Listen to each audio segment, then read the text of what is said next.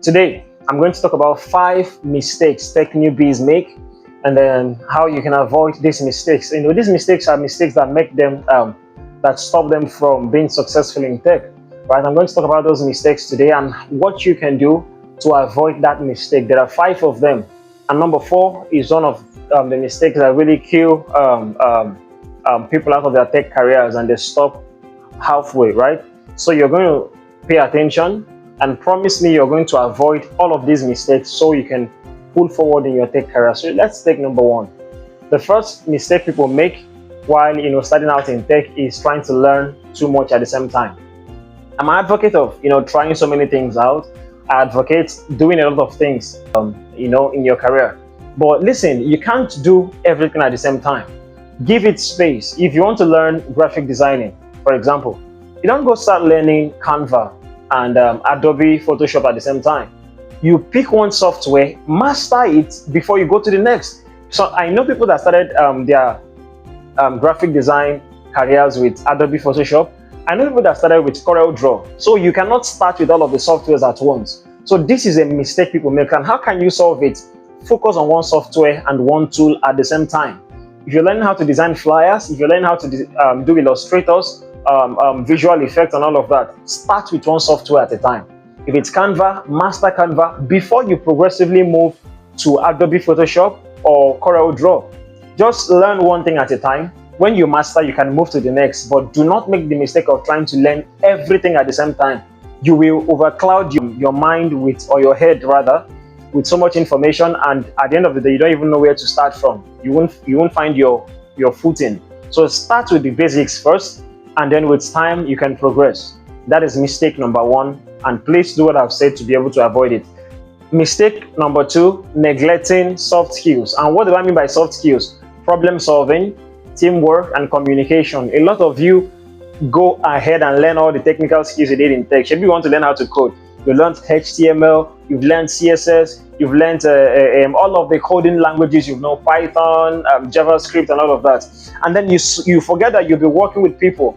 You're not going to be working with code. You're not just working with computers and lab and systems. You're going to be working with real people, which means you need to develop your soft skills, problem solving, communication, and teamwork. Because people are going to be collaborating with you at some point, you need to learn how to communicate with them. You need to learn how to communicate your ideas. You need to learn how to communicate even the tech jobs you're doing. You need to learn how to communicate. That is the only way you get ahead. Soft skills, technical skills can get you the job, but soft skills will keep you on the job. Learn problem solving, how to calm down and really solve a problem. You don't, attack problem from all ends. There's a way to do this thing. The number 3 mistake that most tech newbies make and that you should avoid is getting discouraged by failure, fear of failure. A lot of people who are starting out in tech actually are afraid to fail. Why are you afraid to fail? Come on! It is not your daddy that built the softwares you're going to work with. It's not your father that has the industry. So there is tendencies that you will fail. And listen, failure is not the opposite of success. I tell people this thing a lot. Failure is not an opposite of success. It's part of the journey. It's part of the success journey. So if you fail, it means that you're going to learn something not to do again. So why would you just want to come out and boom, you succeed? Right? So this number 3 is a lot of people fear this thing. You just get discouraged. Let's say you're trying to build a website and then you run a code and all of that, and it doesn't work. Then you get discouraged. It doesn't make sense. Or you're trying to edit a video, you're not getting something right. You're not getting the lighting right. You're not getting the color this thing right, and you get discouraged. You're trying to design or make an animation, a visual illustration, and then there are things you're not getting correctly, and then you get discouraged. Please cure yourself of fear of failure. Everyone deserves to fail at least once, because failure is a gift. It is a gift. Embrace failure. Learn from it. One thing I love about failure is this: it teaches you things not to do. I have done things and I have failed. So those things strengthened me. They taught me, hey guy, this is what you're not supposed to do. Right? So don't be discouraged by your failure. If you do it now and it doesn't work, do it again. You do it again and it fails, come on, do it again. You try and try and try on your tech skill and you don't succeed, please do it again or do something different. So do not be afraid to fail. Failure is not an opposite of success. When you fail, it doesn't mean you were not successful. It just means you've learned something not to do to make you more successful when you start becoming successful. So that mistake of being afraid of failure, please take it out of your dictionary. You don't need to be afraid of failure again after today. Which takes us to number 4, which is one of the most critical ones. It is 5, remember? We've treated number 1, which is trying to learn everything at the same time. Number 2, neglecting soft skills. Number 3, fear of failure. And then number 4, this was one of the mistakes that almost took me out of my journey in tech, right? Not asking for help. It is as simple as it sounds. It is really critical. Why wouldn't you ask for help? When I was starting out, I had that mistake, and let me tell you something. You might not know, you might think you don't know how to ask people for help, but at some point it could come out as pride, right? You might not agree with me, and that's okay. It could come out as pride. It could be because of pride. Please ask for help. I had that issue. I didn't want to ask people for help. I want to just figure everything out on my own, and it delayed me. See, you might end up figuring this thing out eventually, but let me tell you something. When you ask for help, if you are supposed to figure something out within 7 days, when you ask for help, it takes you 1 day or at most 2 to figure that thing out, which means you've saved yourself time, you saved yourself the mental stress, and you've saved yourself of the risk of getting discouraged along the way, because sometimes you will never figure it out. Yes, sometimes you will never figure it out. So please go ahead and ask for help. When you hit a rock bottom, there are people that have been in the industry before you. There are people who have been on that skill path before you. There are people who have read more books than you. There are people who have designed more websites than you. There are people who have created more PDFs than you. There are people who have designed more graphics than you. There are people who have done ethical hacking more than you. So why wouldn't you ask for help? There are people who have built apps better than you. So ask for help.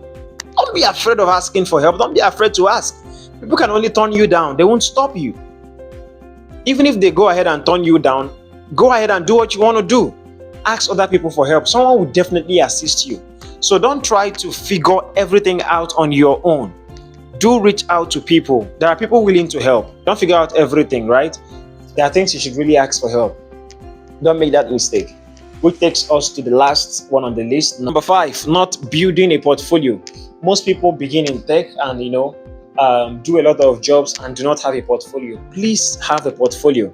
You could have a portfolio on GitHub, more like a GitHub profile, or you could build yourself a personal portfolio website where you upload the jobs you've done. Now, the thing is this: when you try to apply for some jobs, most companies are not going to talk to you unless they can see what you've done.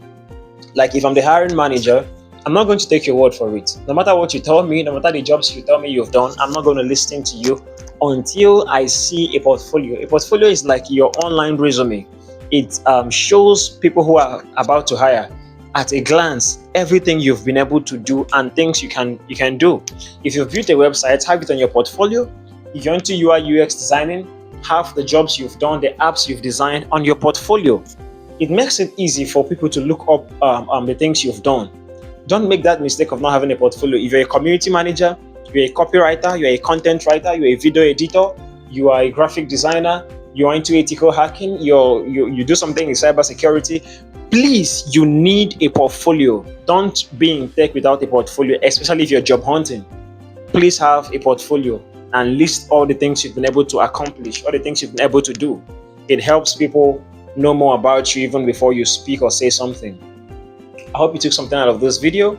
I'm going to make more videos like this for you, especially people who want to get into tech and succeed. My next video is going to be about how to find remote jobs in tech. So please do well to come around to see that video. It is going to be full of content. And then if you've liked this video, you've watched it, you like what you see, please, you can leave a comment below, or you could ask questions you want me to talk about. And please, if you're watching this thing on YouTube, please do hit the subscribe button. If you're watching on Facebook, kindly like and share and comment and mention people who you think they should see this video, right? So thank you very much. I'm Mr. Awesome. I hope to make more videos for you.